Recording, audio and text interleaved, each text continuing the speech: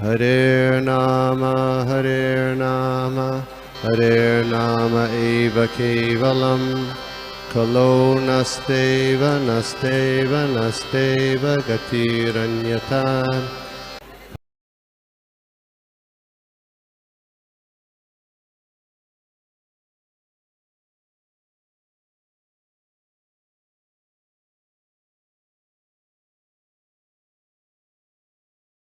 तो आज जो श्लोक की सेवा दी गई है वो है स्कंद 3 अध्याय 25 और श्लोक संख्या 34 में भी कल 1 और 2 पैराग्राफ हो गए थे। अब उसके बाद तीसरा नंबर पैराग्राफ और चौथे नंबर पैराग्राफ की सेवा दी गई है।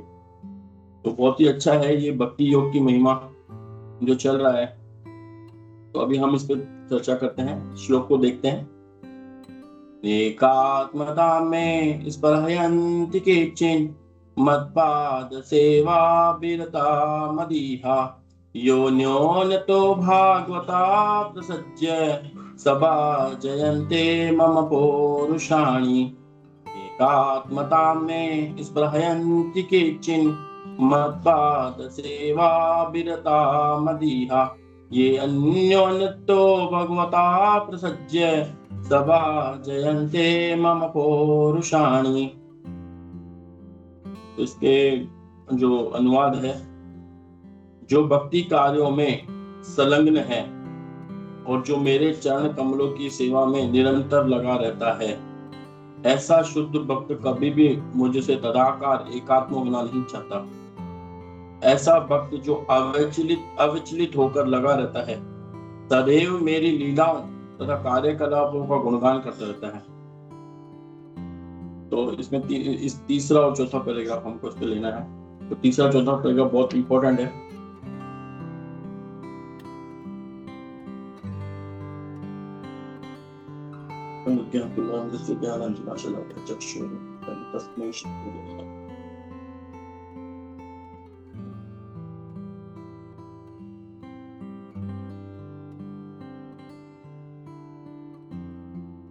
तो इस श्लोक में जो भी बताया गया है वो ये बताया गया है, और श्रील प्रभुपाद जी के तात्पर्य में भी ये बताया गया है।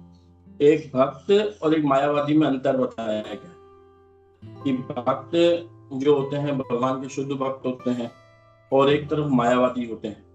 उन दोनों में क्या अंतर होता है, मायावादी क्या त्रुटियां करते हैं और शुद्ध भक्त क्या त्रुटियां नहीं करते हैं, किस कारण से वो परम सिद्धि प्राप्त कर लेते हैं और किस कारण से मायावादी अटक जाते हैं। वो भगवान को समझने की भूल करते हैं, लेकिन शुद्ध भक्त भगवान को समझने की भूल नहीं करते हैं। तो बहुत ही महत्वपूर्ण श्लोक है। इसमें जो तात्पर्य श्रील प्रभुपाद जी की जो है, वो जो भी नए हैं, जिन्होंने अभी 6 महीने 8 महीने 1 साल से जो जुड़े हुए हैं, उनको थोड़ा समझने में थोड़ा सा आएगा। ऐसे जो सीनियर है वो तो एक बार में समझ जाएंगे, लेकिन जो थोड़े अभी नए हैं, अभी पक्के नहीं हुए, तो उनको थोड़ा समझने में अपनी बुद्धि को बहुत ज्यादा, मन को ध्यान में लगाना पड़ेगा, तब जाकर के वो चीज हमें समझ में आएंगी। माता जी, मैं जो बोल रहा हूँ बाहर से कुछ गाड़ियां निकलती, तो उसका नॉइज तो नहीं आ रहा ना वहां पर आपकी तरफ? मतलब कोई गाड़ियों की आने जाने की आवाज नहीं कर रही ना आपको? ओके ना?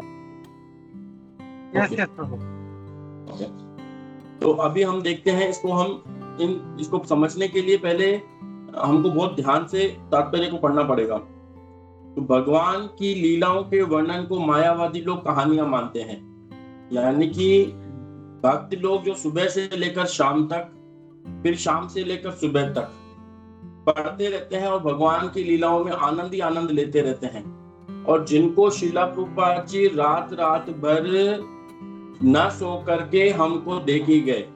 कृष्णा बुक जो भगवान की स्टोरी है, भगवान की लीलाएं हैं, स्पेशल 10वां स्कंद उन्होंने हमको पहले ही दे दिया, ताकि श्रील प्रभुपाद जी को डर था कहीं मैं पहले से ही भगवत धाम का ऐसा ना हो जाऊं। तो उनको डर था कि जो मेन भगवान श्री कृष्ण की शिक्षाएं देनी, उनकी लीलाएं देनी, वो पहले ही हमको दे गए। जिनको रात रात भर बिना सोए, है ना, बिना सोए वो लिखते थे, उनको मायावादी लोग कहानियां बता देते हैं। तो श्रील प्रभुपाद जी यहाँ पर क्या कहानियां लिखने के लिए आए थे क्या? कहानियां, मनोरक कहानियां तो बाजार में खूब मिलती हैं, है ना। वो भगवत गीता का सिद्धांत दे सकते थे हमें, लेकिन वो हमें लीलाएं देकर गए हैं। और एक बात और, जो लोग भागवतम पढ़ रहे हैं, कंटिन्यू पढ़ेंगे तो उन्हें पता पड़ेगा, चौथे स्कंद में जब ध्रुव महाराज भगवान के पास, मतलब अपने पिताजी से, अपनी विमाता से कटु वचनों से नाराज होकर के जब वो जाते हैं, और बीच में उनको नारद मुनि मिलते हैं और उनको बताते हैं कि तुमको कैसे तपस्या करनी है, तो वो भगवान का बड़ा राज्य उनसे लेने जा रहे थे, लेकिन पहले भगवान ने उनको अंदर दर्शन दिया, फिर अंदर दर्शन देना बंद कर दिया, तो छटपटाने लगे। फिर जब उन्होंने आंखें खोली तो साक्षात भगवान सामने खड़े थे, और भगवान ने उनको उनके गाल पर अपना शंख टच किया, जिससे उनको पूरा वैदिक ज्ञान आ गया। जैसे ही उनको वैदिक ज्ञान आ गया तो उन्होंने क्या भगवान से प्रार्थना की कि मुझे भक्तों का संग दो, मुझे ऐसे भक्तों का संग दो जहां आपकी नित्य लीलाएं चलती रहती हैं। भगवान संकर्षण, भगवान बलराम जो शेषनाग हैं, उनके हजारों फन होते हैं, लेकिन वो भी भगवान के विष्णुवंशी हैं, लेकिन फिर भी वो भगवान श्री कृष्ण की कथाएं सुनने के लिए और सुनाने के लिए अत्यंत उत्सुक रहते हैं, और उनको मायावादी लोग कहानियां बता करके उनका तिरस्कार कर देते हैं, ऐसे बोलते हैं कोई स्टोरी है ना। तो हमको ये समझना पड़ेगा कि मायावादी लोग अभी इसमें आगे बताएंगे। चैतन्य महाप्रभु ने भी कहा था कि जो भी एक बार मायावादी का भाष्य सुन लेता है वो उसका सर्वनाश हो जाता है। इसलिए बार बार कहा जाता है कि हमें बाहर का नहीं सुनना चाहिए। फिर अगर हम किसी को समझाते हैं बाहर का नहीं सुनो, तो फिर लोग कहते हैं कि ये इस्कॉन का प्रचार करते हैं इसलिए बाहर का सुनने के लिए मना करते हैं। अरे इसलिए बाहर का सुनने के लिए मना नहीं करते हैं। बाहर जो टीवी पे भी हमको जो सुनाते रहते हैं वो भी मायावादी होते हैं। वो कृष्ण की कथा सुनाएंगे, राम की कथा सुनाएंगे, लेकिन वो भी मायावादी होते हैं। उनके हृदय में कृष्ण के लिए कोई प्रेम नहीं होता। और जिस भी संत के हृदय में, जिस भी व्यक्ति के हृदय में भगवान के लिए प्रेम नहीं है, चाहे वो इस्कॉन में आने के बाद 16 माला जप कर रहा हो, अगर उसके भगवान के हृदय में उसके लिए प्रेम नहीं है तो वो एक मायावादी ही है। और वो श्लोक आता है 1-2 पहले स्कंद में, विश्वक्सेन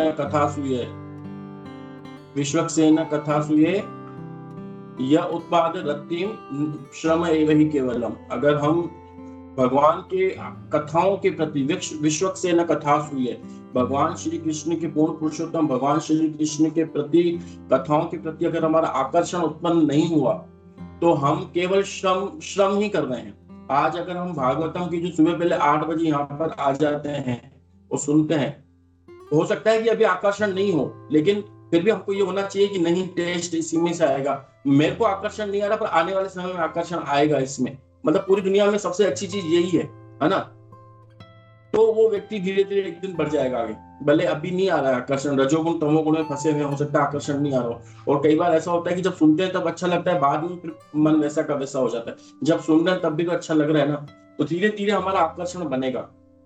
अगर काफी समय तक भी आकर्षण नहीं बन रहा है तो यानी कि अभी हमको और किसी की गाइडेंस की आवश्यकता है, किसी उचित भक्त के गाइडेंस की आवश्यकता है कि हमें क्यों नहीं आकर्षण आ रहा है ना। जैसे हम किसी डॉक्टर के पास जाए, दवाई काम नहीं कर रही है तो हमको किसी बड़े डॉक्टर के पास जाना पड़ेगा, या उसी डॉक्टर को जाकर के बताना पड़ेगा, देखो डॉक्टर साहब आप तो दवाई दे रहे हो और लोगों का इलाज हो रहा है लेकिन मेरा इलाज नहीं हो रहा है ना।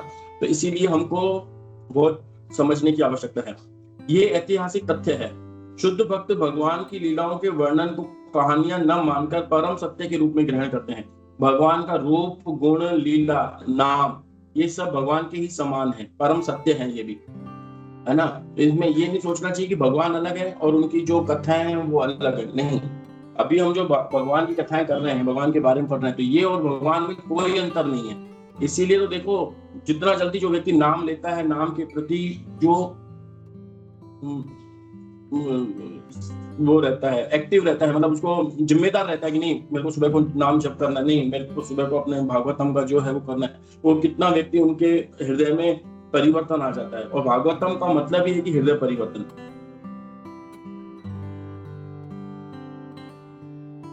मम पुरुषाणि शब्द महत्वपूर्ण है। भक्त गण भगवान के इन कार्यकलापों का गुणगान करने में अत्यधिक अनुराग रखते हैं, किंतु मायावादी इन कार्यकलापों के विषय में सोच भी नहीं पाते।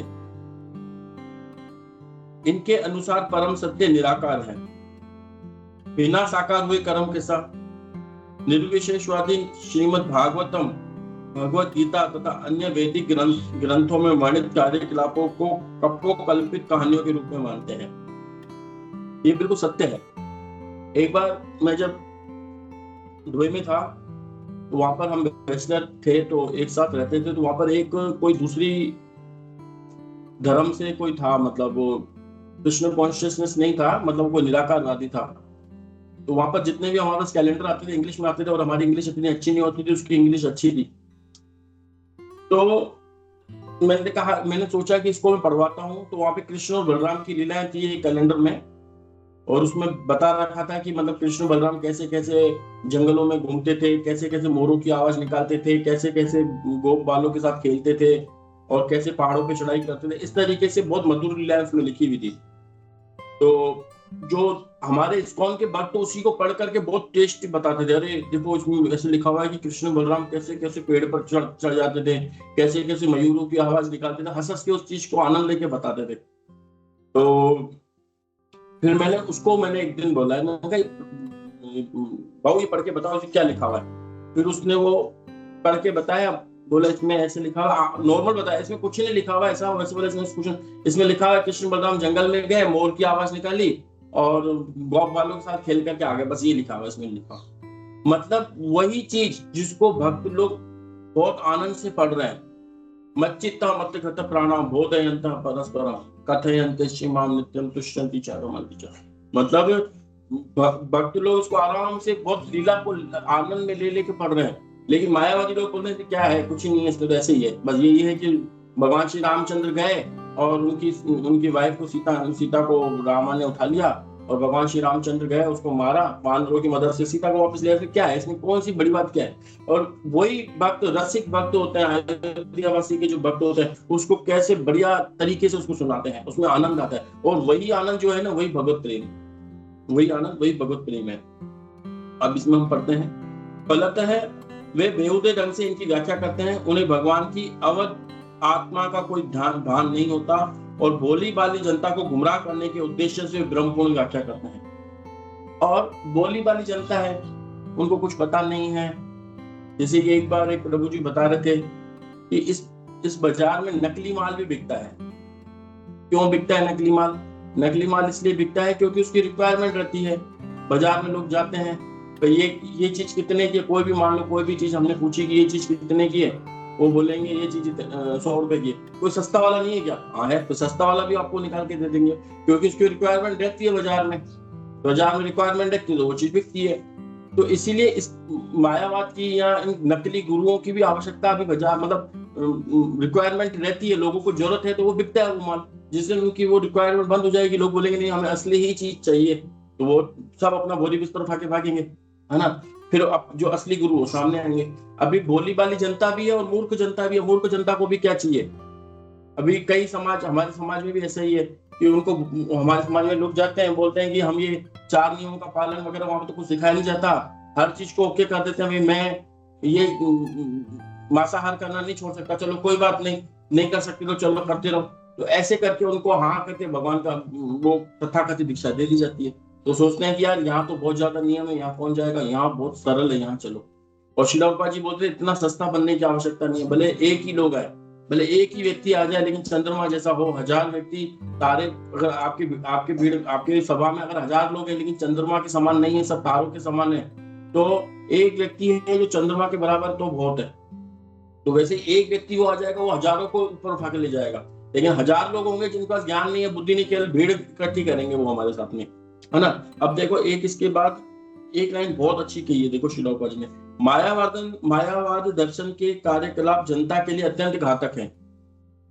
इसलिए भगवान चैतन्य ने हमें आगाह किया कि मायावादी दर्शन से भूलकर भी कोई शास्त्र न सुने। तो यहाँ पर एक प्रभु जी बता रहे थे कि ये जो मायावाद दर्शन होता है, ये जो हमारे आतंकवादी है ना, पड़ोसी देश में बैठे हुए हैं, ये भी इनसे भी ज्यादा खतरनाक होते हैं।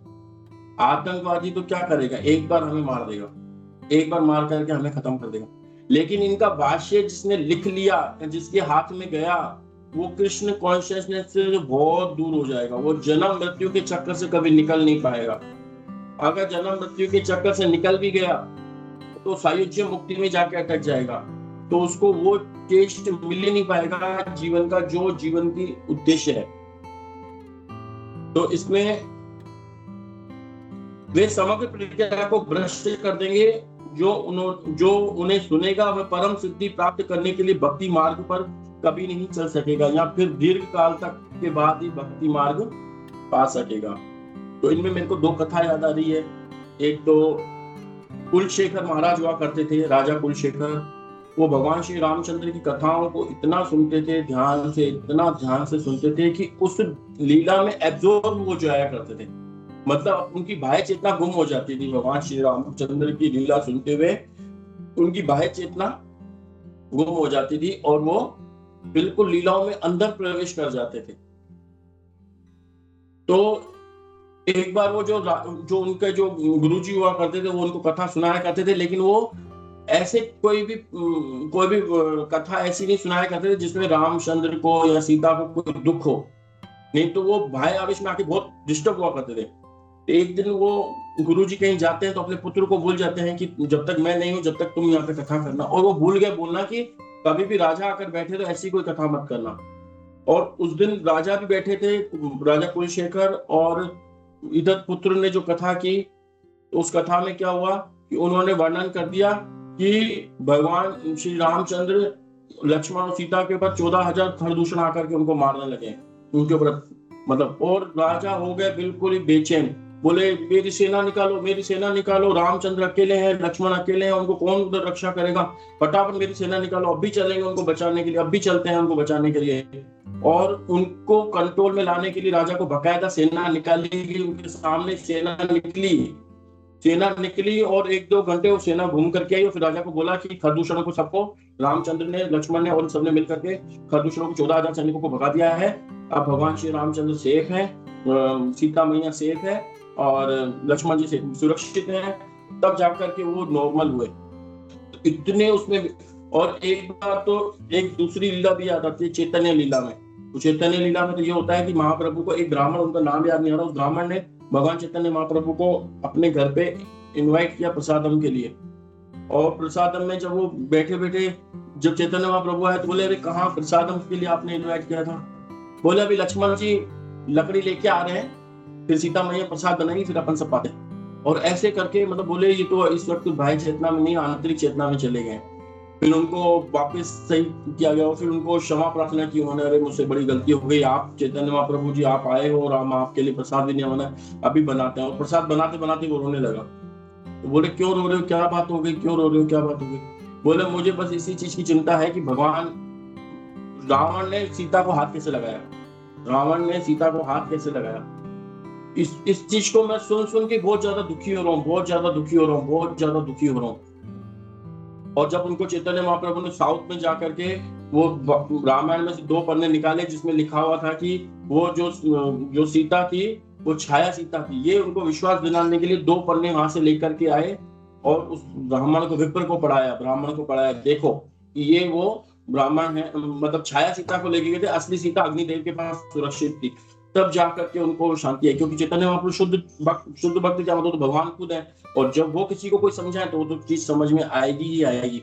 तो ऐसे करके। और एक बात एक और भी उनकी आती है कथा कि भगवान को भोग लगाना चाहते थे कि हम भगवान को मन ही मन में भगवान को बहुत बढ़िया खीर बनाते हैं और वो खीर में उंगली डालते हैं तो उनका ध्यान टूटता है मैं क्या कर रहा हूँ, और देखते हैं बकायदा उंगली जली हुई है। तो कितना मतलब ये हम देख सकते हैं कि इन लीलाओं में भगवान के लिए सेवा की गई है। भगवान की लीलाओं में जब हम पार्टिसिपेट करते हैं, इंद्रियों को लगाते हैं और भगवान की लीला में, तो व्यक्ति कितना एब्जॉर्ब हो जाता है उसके अंदर। और जब भी हम कभी भी ध्यान पूर्वक हम राधा गोविंद महाराज जी की, परम पूज्य राधा गोविंद महाराज जी की प्रवचन कथाओं सुनते हैं भागवतम पर, तो ऐसा लगता है कि साक्षात हमारे सामने वो रील चल रही है, साक्षात वो इंद्रदेव और उनका युद्ध हो रहा है, साक्षात भगवान श्री रामचंद्र और रावण का युद्ध हो रहा है, बकायदा कंस का और इनका युद्ध हो रहा है, बकायदा ये सब मतलब ऐसे जो भी वो बोलते हैं ना, ऐसा लगता है कि बकायदा वो हमारे सामने रील चल रही है।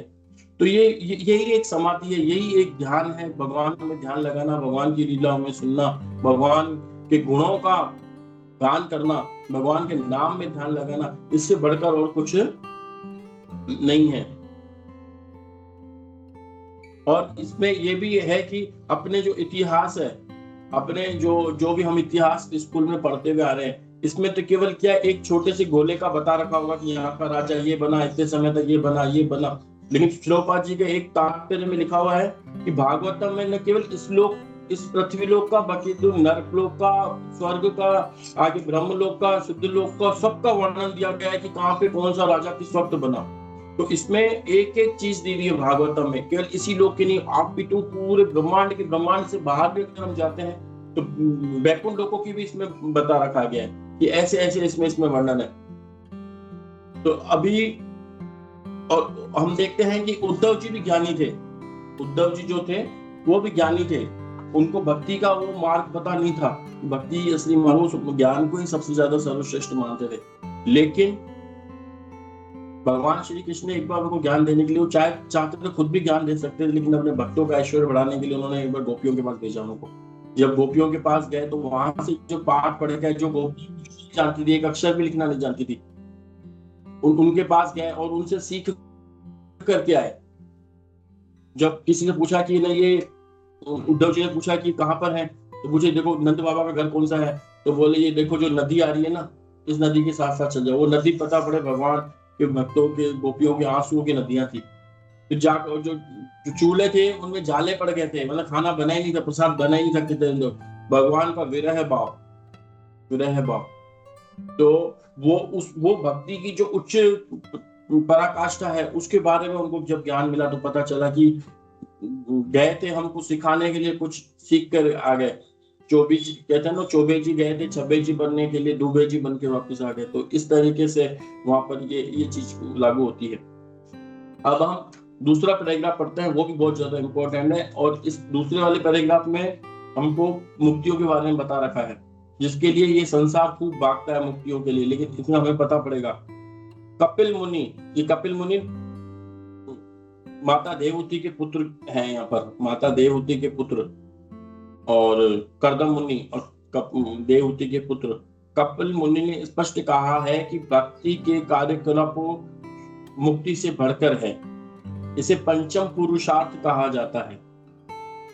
सामान्यतः लोग धर्म, अर्थ, आर्थिक विकास, इंद्र तृप्ति के कार्यों में प्रवृत्त रहते हैं और इस विचार से कर्म करते हैं कि परमेश्वर के साथ एकाकार होने जा रहे हैं, किंतु भक्ति तो इन समस्त कार्यकलापों से बढ़कर है।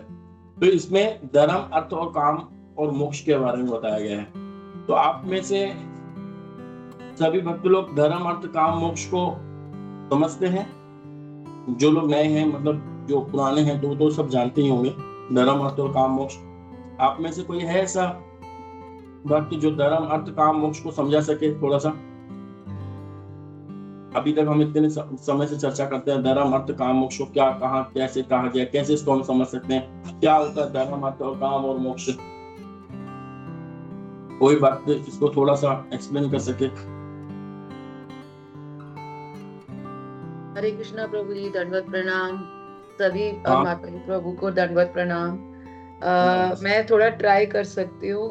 धर्म का अर्थ ये है कि जो भी हमारे लिए भगवान ने वेदों में जो कुछ भी बताया है, कैसे हमें अपना जीवन जीना चाहिए, जैसे कि उसी में धर्म के अनुसार ही जैसे सारे 16 संस्कार और वो सब करने चाहिए, अपने जीवन को उसी के हिसाब से व्यतीत करना चाहिए, तो ही हम अपनी जीवन ठीक से चला सकते हैं। तो और उसी फिर धर्म के ही हिसाब से अपना जो आजीविका चलानी है, अर्थ वो भी उसी के अंदर रहते हुए उसी के हिसाब से, और अपनी जैसे कि गृहस्थ में है तो अपनी जो भी इच्छाएं हैं वो भी थोड़ी रेगुलेटेड धर्म के अनुसार, क्योंकि इच्छाएं तो होती ही है। और फिर अल्टीमेट जो है वो सब कुछ करने के बाद, जैसे हमारे यहाँ 4 वो है वर्ण है और 4 आश्रम है, तो सभी आश्रमों का जैसे पालन, और वर्ण आश्रम दोनों, मतलब सबका पालन करना चाहिए वेदों के हिसाब से। तो हम जो है हमारा अल्टीमेट गोल लेकिन जो है वो नहीं है, बस ये एक इंस्ट्रूमेंट है हमारा, जो कुछ भी है भगवान ने हमें ये दिया है जिससे कि हम अल्टीमेटली अपना सेल्फ रियलाइजेशन और भगवत धाम का गोल रखें। तो इसीलिए मोक्ष कहने को, मोक्ष तो वैसे वही है कि मुक्ति लोग जो चाहते हैं, जैसे कि हम अभी कर रहे हैं, लेकिन मुक्ति भी जो है वो भक्ति की वो है, एक तरीके से भक्ति से निम्न कोटि की चीज है। भक्ति इज मोर वो, तो जो मेरे को ऐसे ये चीज इतनी समझ में आती। बहुत अच्छे बताया माता जी। इसमें धर्म, अर्थ और काम और मोक्ष, तो इसमें धर्म का मतलब होता है जो नॉर्मली हम इसको अगर हम समझें तो मतलब यज्ञ, दान, तपस्या जो लोग करते हैं, यज्ञ करते हैं, दान करते हैं, तपस्या करते हैं, ये किस लिए करते हैं? ये भक्ति के लिए नहीं करते हैं। ये तपस्या भक्ति के लिए नहीं करते हैं कि हमें भगवान का प्रेम मिले। धर्म, यज्ञ, दान, तपस्या, यज्ञ करेंगे, दान करेंगे, तपस्या करेंगे, इसको ही धर्म मानते हैं। फिर इससे क्या होता है? अर्थ की प्राप्ति होती है। और अर्थ में क्या होता है? केवल अर्थ में पैसा ही नहीं होता है। अर्थ का मतलब होता है सुंदर शरीर, ऐश्वर्य, नाम, है ना, धन भी मतलब आता है उसमें। मतलब कोई व्यक्ति धनी भी बन सकता है उसमें, कोई व्यक्ति उसमें बहुत ज्यादा सुंदर भी उसको शरीर मिल सकता है ना। तो सुंदर शरीर मिलता है तो बहुत ज्यादा इंद्र तृप्ति की भाव, मतलब फिर ये जो ऐश्वर्य मिल जाएगा, या तो नाम मिल जाएगा उसको, ऐश्वर्य मिल जाएगा। तो यज्ञ, दान, तपस्या क्या, यानी उसका हो गया धर्म। फिर जाएंगे अर्थ में, तो अर्थ में होगा बहुत सुंदर शरीर, विद्वत्ता, हाँ विद्वत्ता, बहुत ज्यादा विद्वत्ता होती है उसके अंदर, ठीक है ना, और बहुत ज्यादा धनवान बन सकता है वो। फिर ये सब मिलने के साथ क्या करेगा? वो फिर काम में लगेगा, यानी कि अपने जो इंद्रिय हैं उनकी तृप्ति करेगा। और उसके बाद इंद्रिय तृप्ति से उब जाएगा तो जरूरी नहीं है कि वो मोक्ष की तरफ अग्रसर, तो हो सकता है बीच में मृत्यु हो जाए, तो फिर उसको नया जन्म, फिर वो धर्म, अर्थ, काम, फिर धर्म, अर्थ, काम, और लास्ट में अगर उसको धर्म, अर्थ, काम से उब के अब वो मोक्ष की तरफ भी जाना चाहता है तो वो भी मोक्ष, उसको कौन सा? सायुज्य मोक्ष की यहाँ पे बात की गई है, सायुज्य मुक्ति की यहाँ पे बात की गई है। तो ये हमको समझना चाहिए, धर्म, अर्थ, काम और मोक्ष, इससे ऊपर पांचवा पुरुषार्थ होता है जो इसको भक्ति कहा जाता है। और इन सबको जो चार पुरुषार्थ, धर्म, अर्थ, काम, मोक्ष को श्रीमद् भागवतम रिजेक्ट करता है, बिल्कुल रिजेक्ट करता है, बोलता है गलत है। तो उसको हम श्रीमद् भागवतम के 1.1.2 श्लोक संख्या 1.1.2 में देखो, बहुत इंपॉर्टेंट श्लोक है। इसमें देखो क्या बताया गया 1.1.2 को।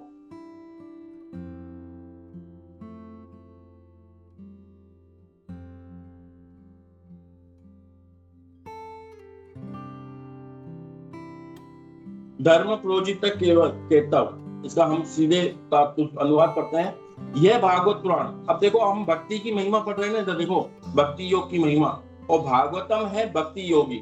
इसमें भगवान श्री कृष्ण और उनके भक्तों की मधुर कथाएं हैं इसमें। तो ये भागवत पुराण भौतिक दृष्टि से प्रेरित होने वाले समस्त धार्मिक कृत्यों को पूर्णतः बहिष्कृत करते हुए सर्वोच्च सत्य का प्रतिपादन करता है। यानी कि जितने भी है ना तथाकथित धर्म है कि ये करने से ये मिलेगा, ये करने से ये मिलेगा, ये दान देंगे तो ये होगा, इसको करने से ये होगा, मतलब जितने भी सकाम कर्म है ना, उन सबको बहिष्कृत करता है। तो साफ लिखा हुआ ये भागवत पुराण भौतिक दृष्टि से प्रेरित होने वाले समस्त धार्मिक कृत्यों को पूर्णतः बहिष्कृत करते हुए सर्वोच्च सत्य का प्रतिपादन करता है, जो पूर्णतया शुद्ध हृदय वाले भक्तों द्वारा बोधगम्य है। ऐसा नहीं है कि हर कोई व्यक्ति इसको पढ़ सकता है। कि बोधगम्य कैसे होगा? पूर्णतः शुद्ध हृदय वाले भक्तों के द्वारा। और आज जो भी हम ये समझ पा रहे हैं तो ये हम हमारी बुद्धि से नहीं समझ पा रहे, ये हमारा गुरु के प्रति जो थोड़ा बहुत विश्वास है, श्रद्धा है, गुरु के वचनों के प्रति, वेदों के प्रति थोड़ी सी श्रद्धा है, इसलिए हम समझ पा रहे हैं। हमारी बुद्धि में हम नहीं समझ पाते हैं। हमारी बुद्धि, हम तो पता नहीं कौन से कहां से आए हैं, लेकिन हमारी बुद्धि जो है वो केवल इंद्र तृप्ति के लिए, हमारा शरीर के इंद्र तृप्ति के लिए ही भागता है। लेकिन आज जो हम थोड़ा बहुत कंट्रोल किए हुए हैं हमारे अपने आप को, ये भागवतम की महिमा है। ये हमारे गुरु के जो ऊपर हमारा हाथ रखा हुआ है, ये उसकी प्रभाव से हम पीछे की तरफ नहीं जा रहे हैं, हम रुके हुए हैं, या थोड़ा बहुत जो आगे बढ़ रहे हैं तो वो हमें खींच रहे हैं। ये भागवतम हमें आगे खींच रहा है, जो पूर्णतः शुद्ध भक्त वाले भक्तों के द्वारा बोधगम्य। ये सर्वोच्च सत्य वास्तविकता है जो सबों के कल्याण के लिए मोह से विभेदित है। ऐसा सत्य ताप त्रय को समूल नष्ट करने वाला, जो 3 ताप होते हैं, इसके साथ 4 जन्म मृत्यु जरा व्याधि, उनको समूल नष्ट करने वाला है। यानी कि इस शरीर से खत्म करके हमको सच्चिदानंद शरीर देने वाला है, शाश्वत। महामुनि व्यासदेव द्वारा अपनी परिपक्व अवस्था में संकलित ये सुंदर भागवत ईश्वर साक्षात्कार के लिए अपने में ही पर्याप्त है, आपको किसी और चीज की आवश्यकता नहीं है। तो फिर अन्य किसी शास्त्र की आवश्यकता कैसी है? नहीं, केवल भागवतम ही है। जब भगवान श्री कृष्ण से पूछा गया आप चले जाओगे तो पीछे से धर्म को कौन मतलब रहेगा, तो भागवतम के लिए बोल के गए कि वो भागवतम रहेगा मेरा ही।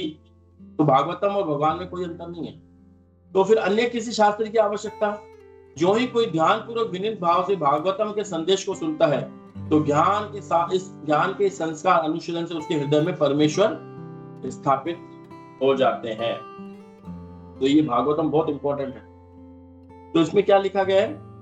सामान्यतः लोग धर्म आर्थिक विकास, यानी कि हम समझ गए ना, यानी कि धर्म यज्ञ ध्यान तपस्या, आर्थिक विकास में मतलब चाहे वो धन हो, चाहे विद्वता हो, बुद्धि हो, जो चाहे ऐश्वर्य हो, नाम प्राप्त करने का हो, ये सब उसमें आता है। जैसे भगवान श्री कृष्ण के पास 6 ऐश्वर्य है ना, तो 6ठे ऐश्वर्य में वैराग्य आता है, तो 5 ऐश्वर्य में उनके बल ज्ञान ये सब रहता है ना।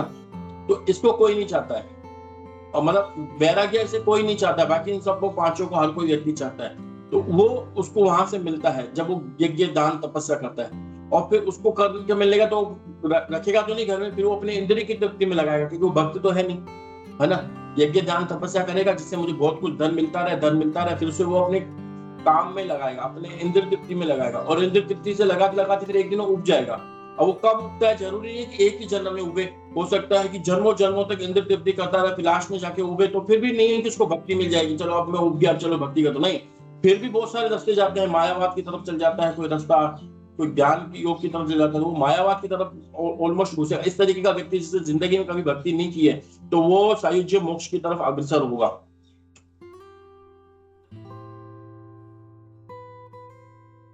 और वे इस विचार से कर्म करते हैं कि वे परमेश्वर से एकाकार होने जा रहे हैं, इसको कहते हैं मुक्ति, सायुज्य मुक्ति कहते हैं इसको। किंतु भक्ति तो इन समस्त कार्यकलापों से बढ़कर है। फलतः श्रीमद् भागवत का प्रारंभ इसी कथन से होता है कि भागवत में सभी प्रकार की छंद धार्मिकता का उन्मूलन किया गया है। भागवत में उन समस्त अनुष्ठानों का बहिष्कार हुआ है जो आर्थिक विकास तथा इंद्रिय तृप्ति के लिए कि इंद्रिय तृप्ति से हताश होकर परमेश्वर से तादात्म्य से संबंधित है। भागवत विशेषतः उन भक्तों के लिए है जो निरंतर कृष्ण भक्ति में या भगवान के कार्यकलापों में लगे रहते हैं और नित्य ही इन दिव्य कार्यकलापों का गुणगान करते रहते हैं।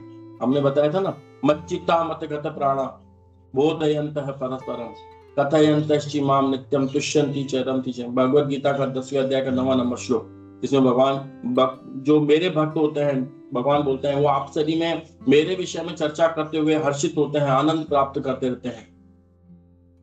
शुद्ध भक्त वृंदावन, द्वारका तथा मथुरावासी भगवान के दिव्य कार्यकलापों की पूजा करते हैं, क्योंकि श्रीमद् भागवत तथा अन्य पुराणों में इनका उल्लेख मायावादी दार्शनिक इन्हें कहानियां कहकर इनका निषेध कर देते हैं। किंतु वस्तुतः ये महान तथा पूज्य विषय है और भक्तों के द्वारा ही आस्वाद्य है। एक मायावादी था, एक भक्त में यही अंतर है। जैसे हमने शुरू में बताया था कि मायावाद में और इसमें क्या अंतर है, इसमें यही अंतर है। और इसमें आपने देखा था पिछले वाले श्लोकों में 5 प्रकार की मुक्तियां बताई गई हैं। तो 5 प्रकार की मुक्तियां क्या है?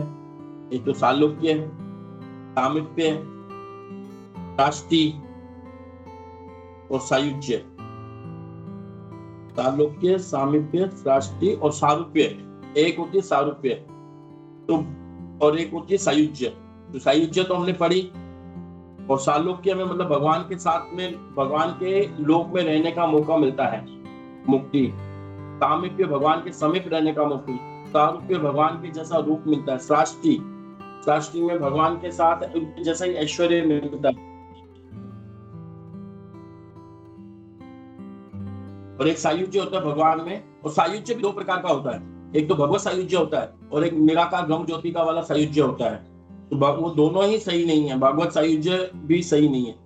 और इसमें एक ये आता है, चैतन्य महाप्रभु की एक स्टोरी आती है कि सार्वभौम भट्टाचार्य पहले ये सार्वभौम भट्टाचार्य जो थे ये पहले मायावाद थे, निराकार थे, निराकारवादी को जो होते हैं वो लोग थे, मायावादी थे।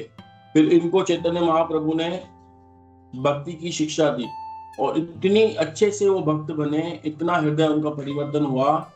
और एक प्रबोधानंद जो वहां पर कश्मीरी पंडित जो गए थे उनका भी भगवान चैतन्य महाप्रभु ने उद्धार किया और यहाँ पे सार्वभौम भट्टाचार्य जी का उद्धार किया। और उनका इतना उद्धार किया उन्होंने कि देखो हम 3-4 श्लोक पढ़ते हैं, है ना, इसमें, जिससे हमें पता चलेगा कि मुक्ति क्या है, चैतन्य महाप्रभु ने मुक्ति का क्यों निषेध किया है और उससे क्या असर हुआ। देखो यहाँ से पढ़ते हैं ना, मतलब मध्य लीला अध्याय 6 श्लोक संख्या 259, 4-5 श्लोक हैं, इनका हम जल्दी नहीं पढ़ते हैं। एक दिन सार्वभौम प्रभु आगे आइला, नमस्कार करी श्लोक पढ़ते लागिला। तो जब मतलब चैतन्य महाप्रभु ने उनको ज्ञान दे दिया भक्ति का, अब वो निराकारवादी से हट गया, वो मायावाद से हट करके भक्त बन चुके हैं। तो उसके बाद बोलते हैं, एक दिन सार्वभौम भट्टाचार्य चैतन्य महाप्रभु के समक्ष आए और नमस्कार करने के बाद एक श्लोक सुनाने लगे। एक श्लोक सुनाया उन्होंने। अब क्या श्लोक सुनाया? भागवतेर ब्रह्मास्तवे श्लोकर पढ़ीला, श्लोक शेषे 2 अक्षर पाठ फिराइला। वे श्रीमद् भागवत से ब्रह्मा जी की एक स्तुति गाने लगे, किंतु उन्होंने अंतिम श्लोक के अंतिम 2 अक्षरों को बदल दिया। अब वो कौन सा है? देखो 10-14-8 भागवत में आपको मिलेगा, 10-14-8, है ना। ततेनुकंपा सुसमेक्षमाणो वंजान एवात्मकृतं विपाकम् अद्वाप पूर्वे युद्धं नमस्ते जीवेत यो भक्ति पदे सदैवा।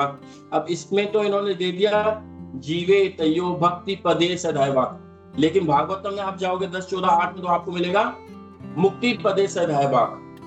तो उसमें यूं है भागवत में कि वो मुक्ति का, असली मुक्ति का अधिकारी बन जाता है, यानी कि वो संसार से मुक्त हो जाता है।